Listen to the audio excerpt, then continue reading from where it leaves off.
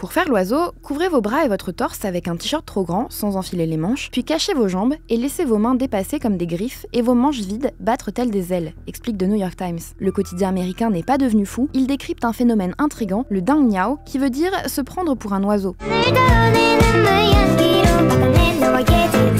Sur Douyin, la version chinoise de TikTok, on peut croiser des vidéos d'étudiants accrochés au barreau de leur lit comme des oiseaux sur une branche. En légende, des messages comme « Fini les études, je veux être un oiseau ». La raison qui les pousse à faire ça ? Échapper à la hustle culture, la poursuite effrénée de la réussite professionnelle. Car cette injonction au travail acharné angoisse les jeunes chinois, comme Zhao Weishang. Cet étudiant en biologie de 22 ans ressentait beaucoup de pression à l'approche de ses examens, déterminants pour la suite de sa carrière. Un jour, depuis la fenêtre de sa classe, il a aperçu des oiseaux qui volaient. « J'ai envié leur liberté et j'ai décidé de les imiter », explique-t-il au New York Times. Les oiseaux n'ont pas à composer avec la crainte de voir les années de prospérité de la Chine, celles qui ont permis l'amélioration des conditions de vie de plusieurs générations, être derrière eux, ajoute le journal américain. Car les jeunes Chinois font face à des défis que leurs parents et leurs grands-parents n'ont pas connus. L'année dernière, ils étaient 12 millions à décrocher leur diplôme. Dans le même temps, le taux de chômage des jeunes explose. Ces derniers mois, il oscille entre 17 et 21%. Alors qu'on leur a répété que s'ils travaillaient dur, ils seraient récompensés, ils font face au ralentissement économique chinois, résume Xiang Biao, anthropologue spécialiste de la Chine, cité par le New York Times. Résultat, beaucoup d'entre eux sont déçus et découragés. Ils commencent à se demander pourquoi avoir consacré autant d'efforts à étudier. À quoi bon ? J'ai dû faire le sacrifice de beaucoup trop de bons moments dans ma jeunesse, poursuit Xiang Biao. Pour l'expert, le message de cette tendance est donc, même si je ne vois pas d'autres solutions dans l'immédiat, je suis encore capable d'imaginer à quoi peut ressembler une vie libre. Mais cette parenthèse de liberté a des limites. Le problème, c'est qu'ils ne peuvent pas vraiment voler, pointe le New York Times.